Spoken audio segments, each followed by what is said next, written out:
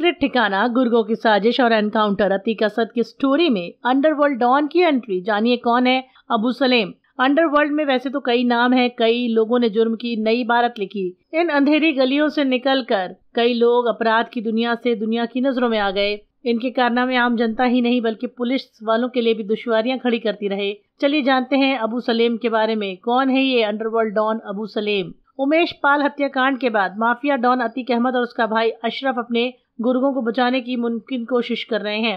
वो असद और शूटर गुलाम को बचाने की पूरी कोशिश कर रहे थे। पता चला कि इस काम में उन्होंने अंडरवर्ल्ड डॉन अबू सलेम के करीबियों से मदद ली और महाराष्ट्र में असद और गुलाम के छिपने का इंतजाम करवाया। इस खुलासे के बाद महाराष्ट्र एटीएस अबू सलेम के असद और दोनों के कनेक्शन की जांच करना चाह रही है। ऐसे में कई लोग जानना चाहेंगे कि आखिर अबू सलेम है कौन। अंडरवर्ल्ड में कई नाम हैं, कई नाम फेमस हैं, लेकिन आपको बता दें कि अबू सलेम वो है जिसे 12 मार्च को 1993 में हुए सिलसिलेवार बम धमाकों के लिए पिक किया गया था। आपको बता दें कि अंडरवर्ल्ड डॉन अबू सलेम सहित 5 लोगों को दोषी करार दिया और सभी को सजा सुनाई गई थी। अबू को उम्र कैद की सजा सुनाई थी। अबू सलेम 1960 के दशक में उत्तर प्रदेश के आजमगढ़ जिले के सराय मीर गांव में पैदा हुआ। उसकी बर्थ डेट को लेकर भी पुलिस और सीबीआई में कुछ मतभेद हैं। अबू सलेम का पूरा नाम अब्दुल कय्यूम अंसारी है।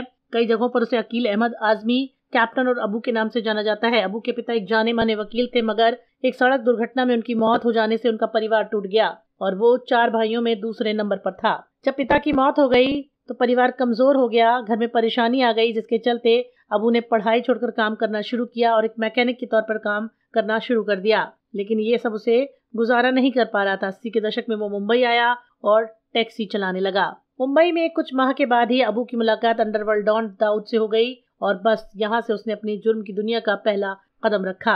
पहला मामला 1988 में अंधेरी पुलिस स्टेशन में दर्ज हुआ, लेकिन 1991 तक उत्तर पश्चिम मुंबई के अतिरिक्त एक बार फिर उसे गिरफ्तार किया गया। ये उसकी पहली गिरफ्तारी थी और उसके बाद उसने लोखंडवाला कॉम्प्लेक्स में कई व्यापारियों से अवैध उगाही के चलते गोलीबारी की थी।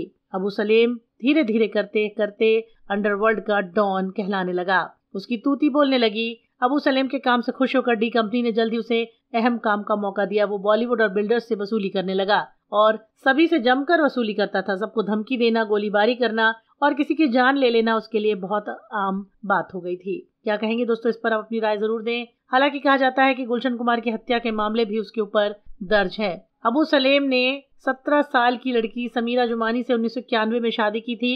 समीरा ने 2 बच्चों को जन्म दिया। इस वक्त समीरा जॉर्जिया और अमेरिका में रहती हैं। सबीना आजमी नाम से एक फर्जी पासपोर्ट का इस्तेमाल उसने किया था और उसका नाम नेहा उर्फ आसिफ जाफरी है। बताया जाता है कि अबू सलेम समीरा से अलग होकर मोनिका बेदी से शादी कर ली थी। हालांकि समीरा से तलाक की कोई बात सामने नहीं आई, लेकिन अब मोनिका बेदी इससे अलग हो चुकी है। क्या कहेंगे इस पर अपनी राय जरूर दें। धन्यवाद।